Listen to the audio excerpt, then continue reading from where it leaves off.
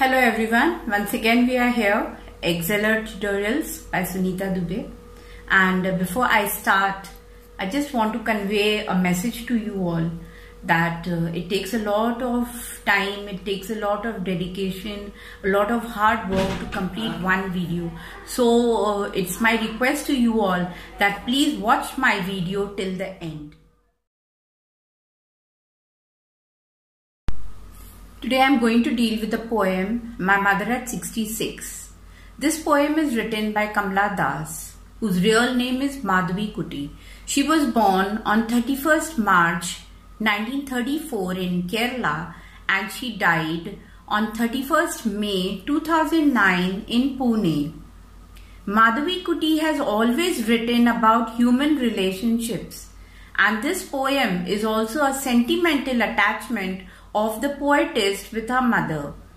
She has come to visit her mother and now she's going back and she's carrying away all the depression and sentiments because her mother has reached the age of 66, and at this crucial age anything can happen. This poem written by Kamala Das is written in free verse. It doesn't follow any rhyme scheme, but poetic devices are used by her to beautify the poem. She has used imagery or symbols, she has used simile, words of comparison, and she also has used an apostrophe. An apostrophe means addressing an unseen audience. So let's start the poem. I will read out the stanzas and then I will explain them to you one by one. So the first stanza. Driving from my parents' home to Cochin last Friday morning, I saw my mother beside me. This is the first stanza, and in this stanza, I is representing the poet. Okay, the poet has come home to visit her mother, and now after a short stay with her mother, she is going back. Her mother is accompanying her to the airport to see her off at the airport, and while both are sitting in the car, she looks at her mother and she can see all the symptoms of old age on her mother's face, which we will now come to know in the next stanza.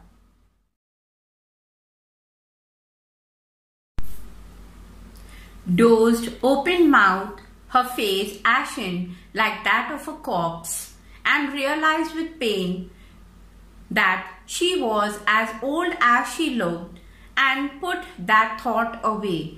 Now in this stanza, dozed, open mouth, face ashen, corpse, these are all the imageries which are used, all the symbols and signs which are used. All these are the symbols and signs of old age.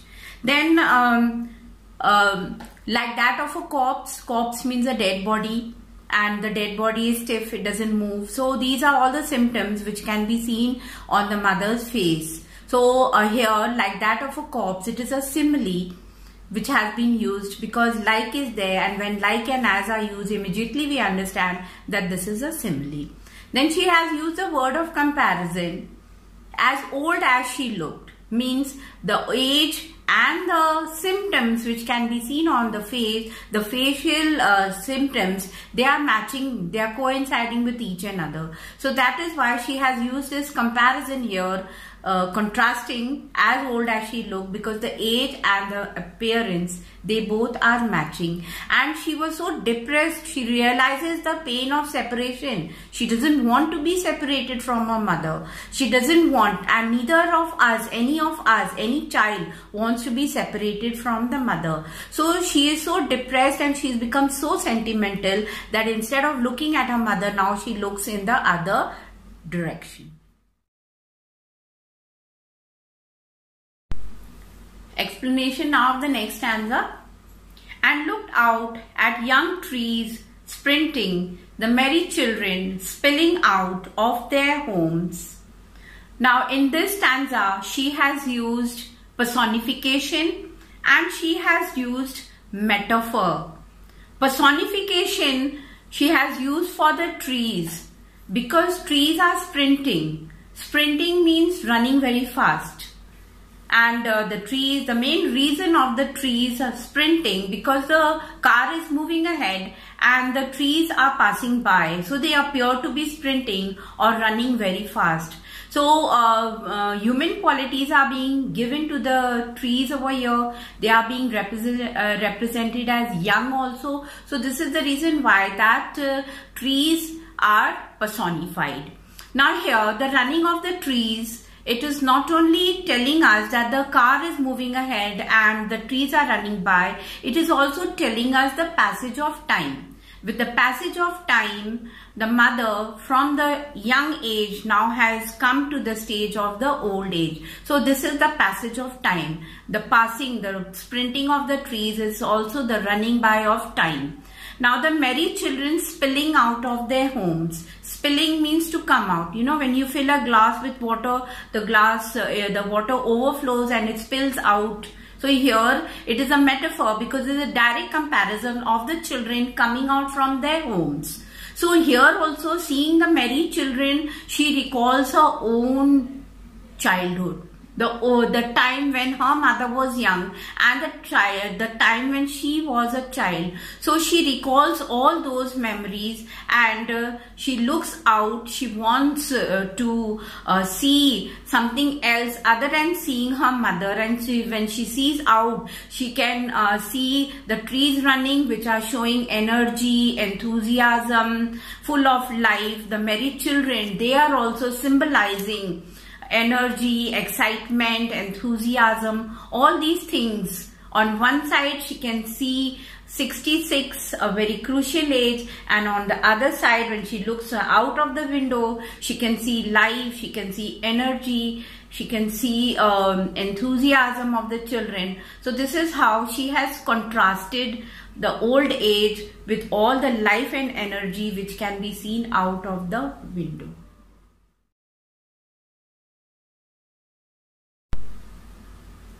Now I'll read out the next stanza. But after the airport security check, standing a few yards away, I looked again at her, wan, pale as a late winter's moon, and felt that old familiar ache, my childhood fear. Now in this stanza, the poetess, she has used imageries like wan, pale, winter's moon. Okay. Wan means tired, lethargy, okay, colorless also we can say, and pale is a yellowish color of the skin. Now the winter's moon, here winter, it is symbolizing the last stage of the last season of the year. And even when human beings, they pass the different stages of life, the last stage of life is the old age. So this is the reason why that she has compared this old age to the winter's moon. And the winter's moon, we see during winter, the moon, it is obstructed with a fog. You cannot see the clear picture of the moon. You cannot see the clear image of the moon. It is blur. Same way, the face of the mother is also blur because of all the wrinkles on the face. So this is the reason why that she has compared the mother with the late winter's moon. Now here she is feeling that familiar ache. Familiar means the same, childhood fear, that fear. During childhood, during the small age, when we get separated from our mother, we are very depressed and we are very sad, and we cannot, bear the separation of the mother. So this is the childhood fear. Rather, at her childhood also, she was not ready to leave her mother at any cost, and now again this stage has come in the life of the mother where she has reached the age of 66 and all the fear of losing her mother has come into her mind.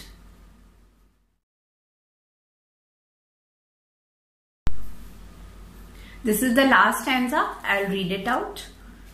But all I said was, "See you soon, Amma." All I did was smile and smile and smile. Now this last part of the poem, it is giving a positive note. because now she is going away and she is saying, see you soon, Amma. Here, this is a apostrophe. See you soon, Amma. We cannot see Amma, but it is a unseen audience which she is talking about. And when an unseen audience is being spoken about, it is an apostrophe. So, see you soon, Amma, it is a apostrophe. So, this is the thing which he says at last before going away, that see you soon. And I think all of us do the same thing when we are going somewhere. We don't say ki I am going. We say milte hain, I am coming. So this is what here also she is telling her mother, that don't worry, we will meet again. And the last line which the poet has said, smile and smile and smile. This is a repetition. Okay, smile is being emphasized over here because she is laying stress on smile, because the smile, it is donating two things. First of all, one thing is sadness and the other thing is happiness. She is sad because she is now going away from her mother. She is sad because maybe that next time when she comes back to her mother's house, her mother will not be there. And she is happy at the same time because she is satisfying herself as well as her mother that don't worry, we will meet again. We will meet soon. So she ends the poem with a very, very positive note by saying that see you soon, Amma. So this is the end of the explanation. I hope you liked my explanation, and if you have liked it, don't forget to like, subscribe, and even you can put your comment in the comment box. Thank you.